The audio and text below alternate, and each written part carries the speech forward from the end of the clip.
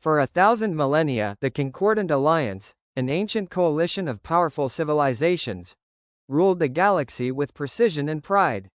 The Ashal, philosophers with crystalline memory, the Turvak, warlike giants, and the Ilathari, masters of diplomacy, each claimed superiority in wisdom, strength, and charm, seeing themselves as natural arbiters of cosmic order. To them, the galaxy was territory to manage, not a mystery to explore. Humanity first entered the Alliance's gaze almost by accident. A stray radio signal, a crude starship braving the void. The aliens observed humans as curious, reckless insects, categorized in their archives as young sapients. Type C, primitive, emotional, and technologically unsophisticated. The Turvak mocked Earth's first warships, the Ashal scoffed at human politics, and the Ilathari found no advantage in engaging with a species too small to matter. One Ashal delegate remarked that humans were a fire doomed to burn themselves out within a century. Yet humanity endured. Despite fragility, internal conflict, and fleeting lifespans, humans multiplied, built, fought, and adapted. Wars accelerated technological progress, reckless exploration expanded their reach, and even minor successes defied alien expectations. Still, in the eyes of the Alliance, humanity remained insignificant. Colonies were small, ships inferior, philosophies fractured, politics chaotic. To the ancient races, humans were children wielding wooden swords in a galactic battlefield. They became subjects of humor. The Ilathari called them the impetuous ones, the Turvak, soft claws, and the Ashal, ephemerals. Left alone not out of respect but disinterest, humans continued pushing boundaries. They explored dead zones, skated near black holes, and carved outposts on barren moons, paying appalling costs yet persisting regardless. The Ashal eventually labeled this phenomenon, persistent adaptive instinct, a quirk allowing humans to survive and thrive under extreme risk. But this insight was filed away and forgotten. What no alien comprehended was humanity's enduring defiance, embedded in myths, art, exploration, and the restless pursuit of the unknown. Against civilizations that had tamed stars, humans seemed inconsequential. The galaxy was vast, and they were small, too weak to be feared, too fragmented to be respected, too transient to be remembered. The Concordant Alliance focused on its own power, trade disputes, and territorial concerns, confident in its fleets and wisdom. Yet beyond the borders, an ancient threat, defeated but not destroyed, stirred once more. It sought prey, unaware of the quiet, unyielding fire that ran through human history. The proud and complacent Alliance had forgotten the lessons of resilience and defiance, the kind of fire humans had always carried. And when darkness returned, the galaxy would remember who had endured, who had burned brightest, and who might yet shape the fate of stars. Humanity, small and dismissed, had survived, and would not be overlooked forever. The archives of the Concordant Alliance, vast and meticulous, hold countless histories written by victors. Yet among these polished records lies a fragmentary and rarely read account of a war that nearly ended the galaxy. A war that, unbeknownst to humanity itself, shaped their destiny. The enemy had no name in the tongues of the elder races. It was not a single empire or species but a consuming force later dubbed the Voracis Swarm. Living machines fused with parasitic biology, capable of stripping planets bare, harvesting stars, and erasing civilizations in days. The Concordant Alliance, proud and insular, was caught unprepared. While elder races squabbled over borders, entire sectors fell within hours. The Turvak lost a third of their war cruisers, the Ilathari's diplomacy failed against an enemy that devoured indiscriminately, and the Ashal withdrew to analyze outcomes that vanished faster than calculations could follow. In desperation, the Alliance called for aid from every species capable of resisting. Most fled, paralyzed by fear. But one species, small, reckless, untested, answered: humanity. Human fleets were crude, their ships welded by hand, engines prone to overheating, and weapons unreliable. Yet they arrived in numbers, guided not by strategy but by instinct. Where other races measured acceptable losses, humans threw themselves into hopeless battles. Where others retreated, they fought to the last. Initially, the Alliance dismissed them as expendable buffers, their fleets sacrificed to delay the swarm. The human losses were catastrophic, thousands of ships and millions of lives, but the species endured where others faltered. In whispered margins of old records, extraordinary feats are noted: colonies resisting with scavenged arms for months, soldiers fighting even after atmospheric domes failed, and a Terran carrier group luring a Voracis horde into a collapsing star. Their victories defied logic. One Ilithari historian would later write, "They fought not for victory, but for the impossible chance that someone else might live." We could not understand it. We still do not. The turning point came on Halcyon Rift, a barren world on the brink of devastation. The Voracis had shattered 3 Alliance fleets and threatened the system's star, which would destabilize an entire arm of the galaxy.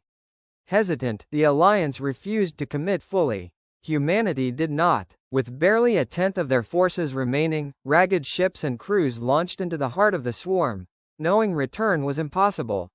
For 3 days, they fought with sacrifice as their weapon, ramming failing ships, overloading reactors, detonating themselves to collapse tunnels. Each act bought moments, and collectively, these moments became the window the Alliance needed to strike. With human endurance at the forefront, the elder races unleashed their might. The Ilithari deployed colossal light weapons, the Turvak their titanic warcruisers, and even the cautious Ashal guided fleets with crystalline precision. Together, they shattered the Voracis, scattering it into dormancy. Halcyon Rift and the galaxy were saved, but at immense cost. Humanity lost the majority of its ships and populations, entire colonies were destroyed, Earth itself scarred. Yet the species endured, quietly rebuilding beyond the gaze of those they had saved. The Alliance celebrated victory, claiming triumph as a unity of elder races, relegating human sacrifice to a statistical footnote. Over time, the story faded, human records fragmented by loss and reconstruction. The war became truly forgotten. Yet in whispers, old diaries, and ship logs, humanity preserved fragments of the truth, not of glory, but of fire and sacrifice. The Voracis had been defeated, not destroyed, and would rise again. When it did, the galaxy would seek aid from its oldest fleets and wisest councils. But the Concordant Alliance never admitted this fundamental truth. The galaxy had not been saved by the strongest, the wisest, or the most ancient. It had been saved by the reckless. It had been saved by humanity. The stars glittered, indifferent witnesses to a galaxy that had long forgotten the fire that once nearly consumed it. In this era of peace, the Concordant Alliance flourished, its empires stretching across hundreds of systems. Trade thrived, councils debated, and scholars pondered philosophies of time and meaning, while the memory of the forgotten war was sealed in dusty archives, dismissed as irrelevant by those who believed history's horrors could never repeat. Legends of the Voracis survived in scattered interpretations: a cautionary tale to the young Ashal, a diplomatic parable for the Ilithari, and boastful history for the Turvak. But the truth had been buried beneath arrogance, and humanity, once a savior of the galaxy, had been buried beneath neglect. Humanity had survived the war, but its colonies were relegated to marginal worlds, icy rocks, scorched deserts, and toxic swamps, while the wealthier, vibrant systems were tightly controlled by the Concordant. Humans were tolerated but never respected. Merchants peddled trinkets in Ilithari cities. Officers served only as auxiliaries in Turvak fleets. Scholars attended Ashal universities but rarely spoke. To the Alliance, humans were a minor, expendable species, their sacrifice quietly retributed to combined Concordant action. Graveyards of Terran ships became dismissed relics of strategic necessity. Generations of humans, struggling to rebuild, gradually internalized the forgetting. Children learned of Concordant grandeur more than their own ancestors' courage. By the time Earth re-established a modest fleet, heroic tales of humans had become romanticized myths.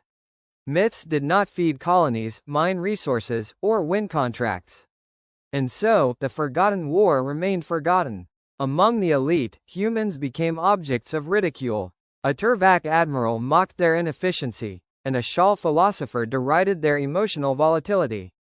The Ilathari subtly bound humanity through low-level treaties, flattering diplomats while wielding real power elsewhere. Yet beneath this dismissal, humanity endured. While the great races grew complacent, humans pushed boundaries.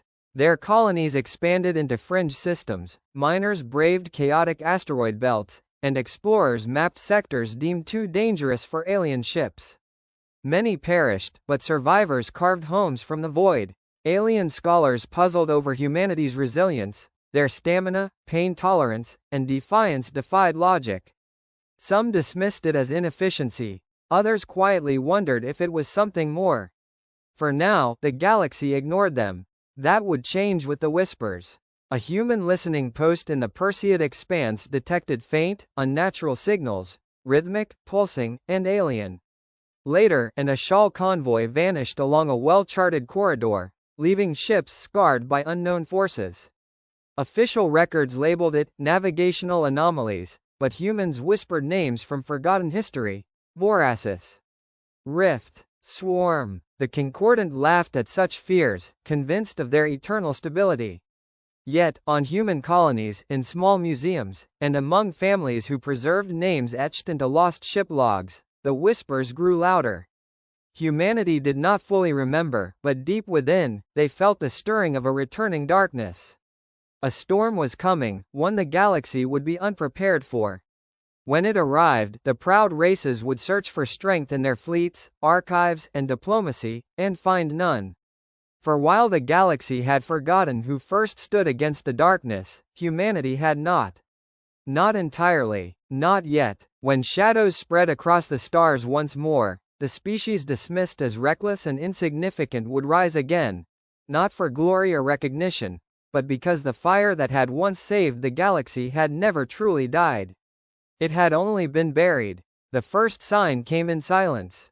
In the void between the Perseid expanse and Orion Reach, a centuries-old listening buoy, maintained by Ashal caretakers, vanished without warning. At first, the disappearance was dismissed: old machinery failed, cosmic interference, natural anomalies. But when more buoys went dark, a pattern emerged, precise, rhythmic, spreading like ripples through the void. Humans noticed first. A Terran scout, the Ardent Flame, intercepted pulses, 3 low, deep tones that resonated through space and the ship's hull. Spectral analysis revealed a biological pattern, like a heartbeat. When the recording reached Earth, older scientists, steeped in half-remembered tales of the forgotten war, felt a cold dread. The Voracis had stirred. The Concordant did not believe. At the Council of Stars, human delegate Alara Vey played the recording before 100 species. The pulse echoed like a monstrous heart. Councilors shifted uneasily, but dismissals came swiftly. Ashal called it a gravitational anomaly, the Turvak accused humans of fabrication, and the Ilathari called it melodrama. Laughter echoed off crystalline walls. Alara pleaded, but no one remembered the truth. Then the signs came in screams. Lumerous IV, a fringe colony, vanished. Orbital beacons went dark, trade convoys disappeared. When a rescue fleet arrived, they found oceans boiled away, cities turned to slag, and the planet hollowed like marrow. 3 million inhabitants were gone. Metal debris bore strange scars, tunnels carved in perfect symmetry.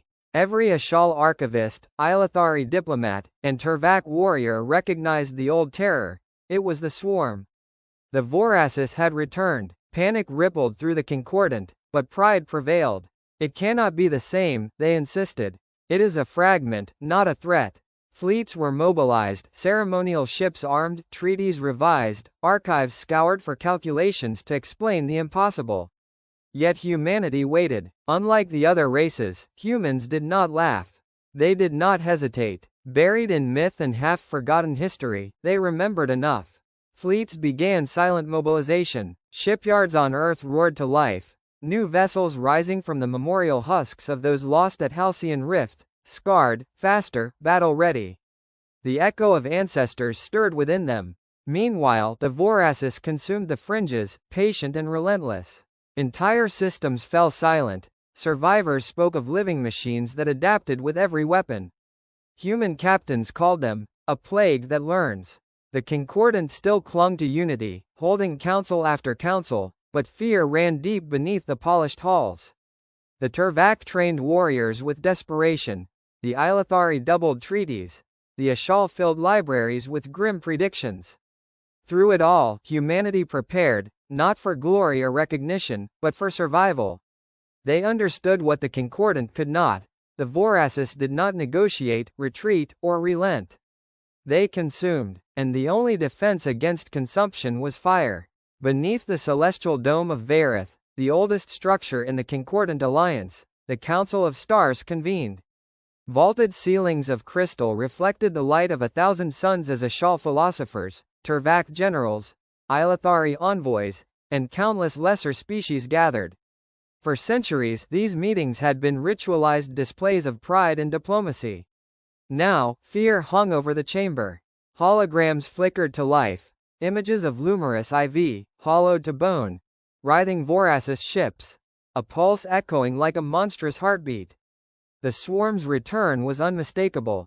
The word itself went unspoken, yet every mind knew the threat. High Chancellor Kareth of the Turvak broke the silence with roaring confidence. We face scavengers, nothing more. Give me command of the fleets, and I will sweep them from the stars. Some nodded, desperate for reassurance. Others recoiled at his arrogance. Ashal elder Savon Mavaris countered with icy logic. You mistake pride for strength. The swarm adapts. It consumed half the galaxy before we comprehended it. Do you truly believe your fleets, untested for millennia, can prevail alone? Kareth's fist slammed the table.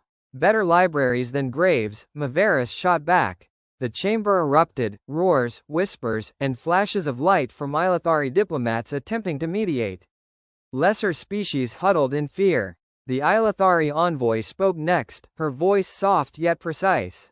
The swarm thrives on fear and disunity. We must act together, but haste is perilous. Study this enemy. Seek understanding before sacrifice. Disbelief rippled through the chamber. Negotiate? Mavaris hissed. With hunger itself? Kareth thundered, it consumes. That is all. Then, a quiet voice rose from the lower tiers. The human delegate, Alara Vey. We have asked before, she said. Silence followed. Her eyes swept the chamber as she played the pulse, the steady, relentless beat that haunted her people's dreams. This is the answer. The swarm does not bargain. It does not desire. It only takes. The Turvak general sneered, softer than before. The Ashal elder remained silent, calculating. Even the Ilathari envoy's smile faltered. Alara's voice hardened. We know because we bled for this. While you argued, calculated, and hesitated, humanity stood. We remember what you have forgotten. Ani's replaced laughter. Crystalline minds, polished and proud, recognized her truth. For hours proposals clashed: launch the fleets immediately, wait and study, retreat, or abandon the fringe colonies. No consensus emerged. Fear bound them. Pride divided them. Their fleets were vast, yet untested. Leaders were wise, yet paralyzed. Unity was polished, yet brittle. As recess approached, one truth lingered: the Concordant was unprepared. The Voracis would not wait. And among the minor voices, the human delegate whispered a silent certainty. Survival would not come from the proud, the wise, or the hesitant. It would come from those willing to burn. Humanity was already gathering kindling. The first ships to pierce Earth's skies in 10,000 years were not human. They arrived cloaked in shimmering light, vast constructs of alloy and living crystal that bent clouds and scattered sunlight into rainbows. They were not an invasion fleet, though humanity's defenses trembled, but an envoy armada, carrying the Concordant's pride and desperation. In orbit, Havenspire scrambled weapons and interceptors. Admiral Marcus Day stood at the viewport, jaw tight. Once humans had fought alongside these ships. Centuries of exile had turned allies into strangers. The lead vessel transmitted a harmonic signal, not words, and humanity responded with steel. Hold orbit. Power down weapons. No approach without authorization. The envoy obeyed. On the surface, the meeting ground was the rebuilt ruins of Geneva, seat of the human assembly. The Concordant delegation descended in radiant skimmers, flanked by soldiers in ceremonial armor, scaled, luminous, crystalline. Waiting was the assembly guard. Humans in matte black exosuits, weapons ready. Faces unreadable behind helmets etched with the burning sun. At the center stood Chancellor Alara Vey, once a lone delegate, now the voice of humanity itself. The Ilathari envoy stepped forward, her form flickering through shifting silhouettes. Chancellor Vey, the Concordant comes in peace. Alara's gaze hardened. Peace died the day you left us to fight alone. The envoy faltered. We honor your people's sacrifice. Do you? Alara raised her hand. Banners unfurled along the plaza's edges, inscribed with every human ship lost in the Forgotten War. Silence fell. The Turvak general's scales rippled with irritation, the Ashal elder's eyes lowered. Alara let the silence stretch. You have not come to honor the dead. You have come because the swarm rises again. Speak your need, do not dress it in diplomacy. The envoy inclined her head. The Voracis advance. Alone, each of us will fall. Together, perhaps, we may endure. We ask humanity. Alara cut her off. Ask? No. You beg. And we remember how little your begging meant when it was our blood that watered the stars. The Turvak general snarled. You are few. Your fleets are small. Without us, you are ash. Alara stepped closer. Without us, you will be ash. We know the swarm. We trained while you debated. You called us reckless children.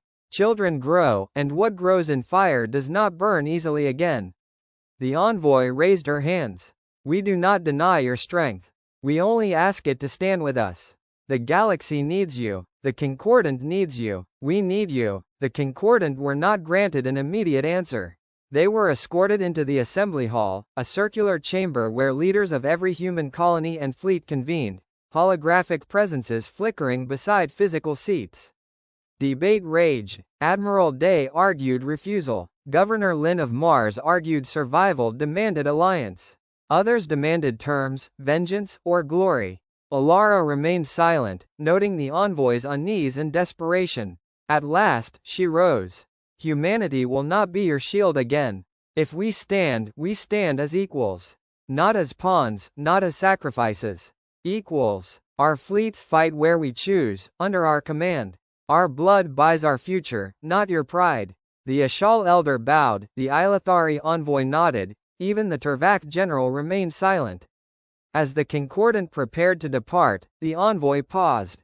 You speak as if you do not need us, she whispered. Alara's eyes hardened. We don't, but you need us. That is why you are here. She departed. Alara looked to the sky, alien ships shimmering against the sun, and for the first time in millennia, humanity did not look small against the stars. The Concordant expected dusty fleets, relics of a bygone age, thinking humans scattered, half feral, hiding behind old walls and memories. They were wrong. On Luna's dark side, a hangar the size of a city split open for the first time in 3,000 years. Ice and dust plumed into the void. Inside, engines the size of towers thrummed awake, their heartbeat not heard since the Forgotten War. The Soul's Wrath, flagship of the old Earth Navy, stirred. Its hull bore scars older than most civilizations, swarm acid burns, battle gouges, patched steel. She should have been a tomb, instead, she was a promise. Across the system, other promises awoke. From Mars, hangars disgorged sleek warships, crimson hulls gleaming. From Venus, carriers ascended through acid clouds, strike craft humming in their bays. From the belt, grim escorts cobbled from ore haulers roared to life. Above Earth, orbital foundries spewed fire and steel, birthing new ships to join the old. Humanity's fleets, long hidden and forgotten, spread their wings once more. The galaxy expected a spark. What they saw was a blaze. At Lagrange Point 1, the assembly ordered the Great Muster. Ships from every colony and hidden fleet formed in formation, a human armada stretching across the void, lights outshining stars. Admiral Marcus Day stood aboard the Soul's Wrath, hands clasped behind his back as the tactical holosphere bloomed before him. Thousands of icons glittered, each carrying men and women trained from birth to finish a war their ancestors had begun. Status of the Mars flotilla? He asked. docked and supplied. Governor Lin rides with them.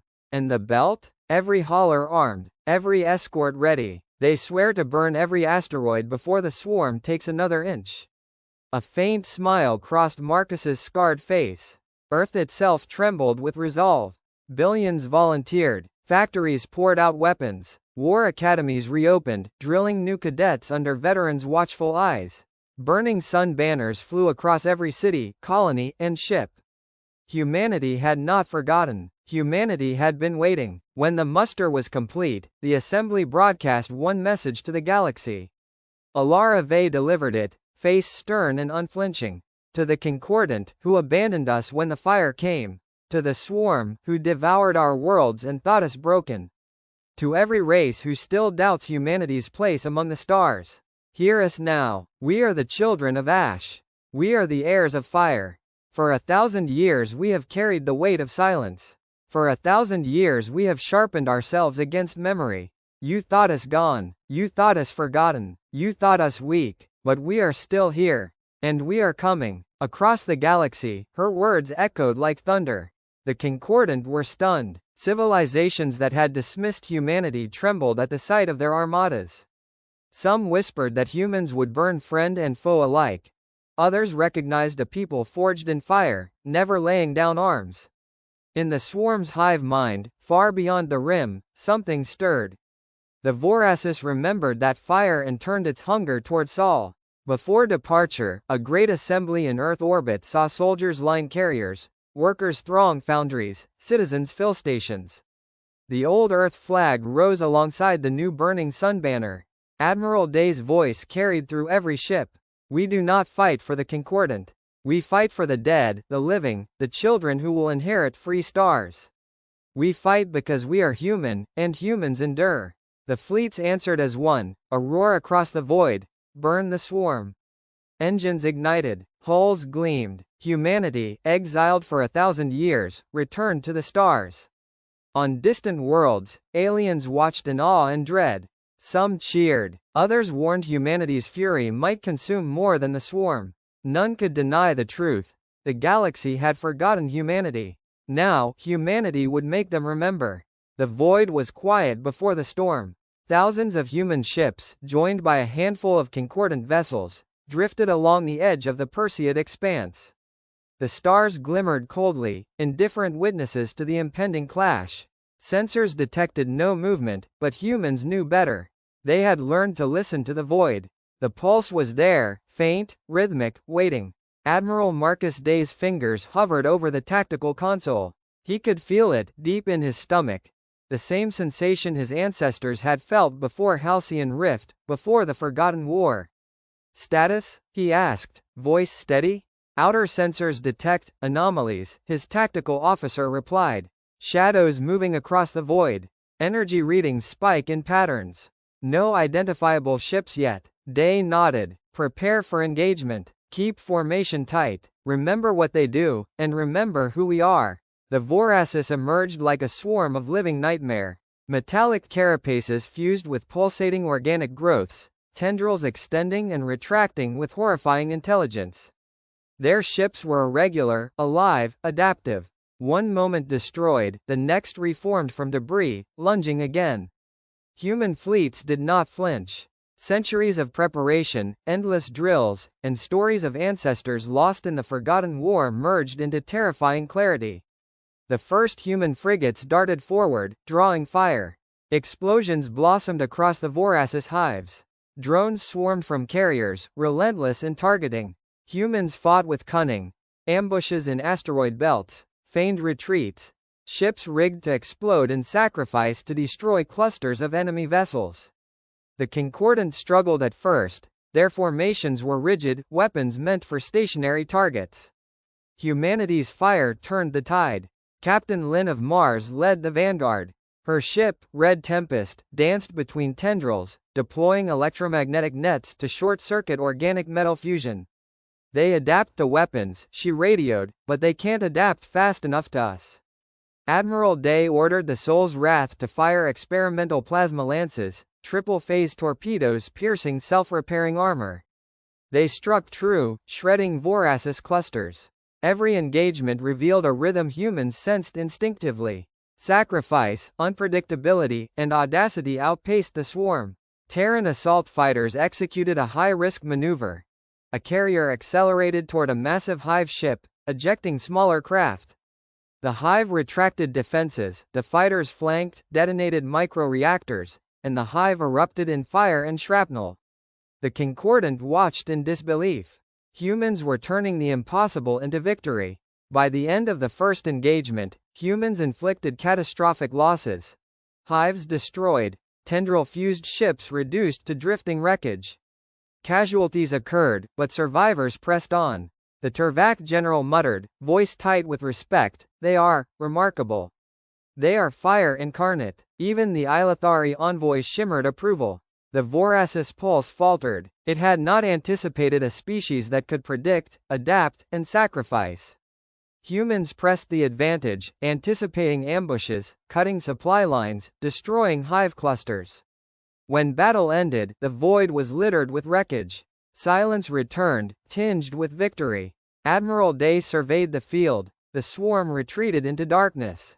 Humanity had won, not decisively, but with strategy, courage, and fury. Ships limped home, carrying the first proof of human resurgence. Alara Vey addressed the fleet via transmission. This is only the beginning. The swarm will learn, it will adapt, but so will we. Every victory, every hive destroyed, every life saved, it proves humanity has returned. Not to beg, not to plead, but to burn. Across the galaxy, concordant fleets followed human-led. In distant colonies, humans whispered what their ancestors once muttered: "The galaxy will remember us." And it would. The first victory should have united the Concordant Alliance. It did not. In the aftermath of the Perseid expanse, the galaxy buzzed with rumor and fear. Human fleets had proven themselves brilliant, adaptive, unrelenting. They inflicted staggering losses on the Voracis, surviving where Concordant veterans hesitated. Yet their success sparked tension rather than unity. In the polished halls of the Celestial Dome, Ilathari envoys, Turvak generals, and Ashal philosophers gathered. The debate was not strategy, it was control. Humans are competent, admitted Elder Savon Maveris, his crystalline form scattering light into jagged patterns. Perhaps the only species capable of coordinating this campaign. But competence comes at a cost. Independence. Autonomy. We cannot what? Interrupted Turvak High Chancellor Kurith, obsidian scales gleaming. Cannot control them? Orders are ignored. They defy us, and the Council tolerates it. The Council tolerates nothing, the Ilathari envoy said smoothly, edged with warning. We observe, advise, coordinate. Humans are effective, but effectiveness without obedience is dangerous. A low murmur ran through the chamber. Minor species leaned forward, sensing tension crackling like static. From the corner, Human Liaison Ambassador Rena Solari of Luna spoke. Effectiveness without obedience? We are not your tools. We saved the Perseid expanse when your fleets hesitated. We serve the galaxy, not the Council. If you cannot recognize that, the swarm will remind you why humans act independently. Silence followed. Even the Turvak shifted uneasily. Reports arrived from the front lines. Concordant fleets had been repositioned under human command. Coordination was smooth, tactical brilliance undeniable. Humans anticipated Voracis movements, countered ambushes, adapted faster than any algorithm could. Yet Concordant officers chafed at lost authority. Turvak admirals demanded frontal assaults humans rejected. Ilathari envoys diverted resources to diplomacy with little effect. Ashal philosophers waited for calculations while pilots fought in real time. Minor skirmishes erupted, miscommunications occurred, and the adaptive swarm exploited every weakness. Humanity's patience thinned. Fleet commanders issued curt directives. Follow our formation. Adapt, or risk annihilation. You want glory, you'll get it in ruins. Some alien captains bristled. Others complied, seeing hesitation's cost. A dangerous dance unfolded. Allies united by survival but divided by pride. Within the Council, debate escalated. Humanity must be contained, Kurith insisted. Power without discipline leads to chaos. They will be a threat once the swarm is repelled. Maverus disagreed. Containment is impossible. They act by judgment. Accept autonomy or watch the swarm consume us while we bicker. The Ilathari envoy urged negotiation, binding humans politically or magically. Solari's voice cut through. Check your calculations. Humanity is no one's tool. Your binding risks lives. Every delay costs worlds. Minor species nodded in agreement, secretly aware that withdrawal meant being first consumed. Council patience frayed. Meetings grew longer, tempers sharper, insults mingled with procedure.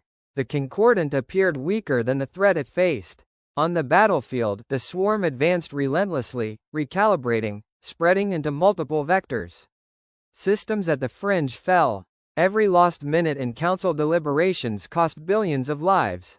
Alara Vey realized, if the Concordant did not overcome divisions, humanity would act alone, or the galaxy would burn. She sent a private transmission, decide now. Align fully, or step aside. Pride will not delay us. The swarm will not wait. Silence followed. Cracks were visible. Turvak fleets grumbled, Ashal scientists debated morality, Ilathari diplomats fretted. Yet respect formed. Humans saved the Perseid expanse. The swarm feared unpredictability. Survival rested on their fire. The human armada stretched like a blade poised to strike. Concordant fleets, tentative, uneasy, bound by necessity, formed a fractured shield. The Voracis swarmed ahead, pulsating like a colossal organism. Admiral Day stood on Sol's Wrath's bridge, hands clasped. Status? Tendrils detected across 3 sectors. Hive clusters converging. Too many to count. Good, Day said. They are big, but predictable. Fire everywhere weak. Strike where they cannot adapt. Alara joined. Form spearhead formations. Voracis adapt to brute force. Fight smarter. Every hive destroyed, every tendril severed, every ship lost buys life for billions. Move with purpose. Move with fire. Engines roared across light years. The war began. First contact was violent. Voracis surged like black tide, tendrils ripping frigates apart, swarming human carriers. Humans executed drilled tactics, exploiting gaps in swarm coordination. Carrier drones targeted hive mind synapses, causing collapse. Day coordinated strikes instinctively, knowing which clusters mattered, which tendrils could be severed safely. Red Tempest, flank southern cluster. Deploy nets, he ordered. Sol's Wrath, direct plasma lances to core node. Fire on my mark. Captain Lin obeyed, weaving through tendrils, deploying electromagnetic nets that shorted organic metal fusion. The first hive exploded, shockwaves rippling through the swarm. Concordant fleets, hesitant, began to trust humans. Turvak cruisers executed maneuvers in sync. Ashal dreadnoughts struck hive nodes surgically. Ilathari carriers flanked, slicing armor. Ancient powers humbled, subordinate yet united by necessity. Humans knew victory came at cost. A massive hive advanced on the rear. Day ordered Sol's Wrath to engage directly, drones detonating inside, fracturing it. Other ships sacrificed themselves to draw enemy clusters from vulnerable Concordant units. Humanity understood survival's cost. The tide turned. Hive after hive collapsed. Swarm adapted, mutated, attacked unpredictably, but humans anticipated every counter. The final hive, facing full human-led coordination, erupted in a bloom of destruction, scattering remnants across light years. Voracis retreated, not out of mercy but fear. The galaxy had remembered humanity. The fire that lay dormant returned, consuming not for vengeance, but survival. The galaxy trembled, not at the swarm, but at humanity. Systems once resigned now looked to burning sunbanners. Concordant, humbled, reconsidered. Humans were reckless, yes, but brilliant, unyielding, necessary. Alara addressed assembled fleets. The galaxy underestimated us. Dismissed, abandoned, we learned fire alone. Today, fire endures. Humanity does not beg. Humanity does not yield. Humanity burns. Concordant listened, transformed. Pride bowed to courage and strategy. Survivors of the Voracis whispered fear and hope. Humanity, standing tall, knew one truth. They were no longer the galaxy's children. They were its fire. The galaxy had been forgotten by time. It would never forget humanity again.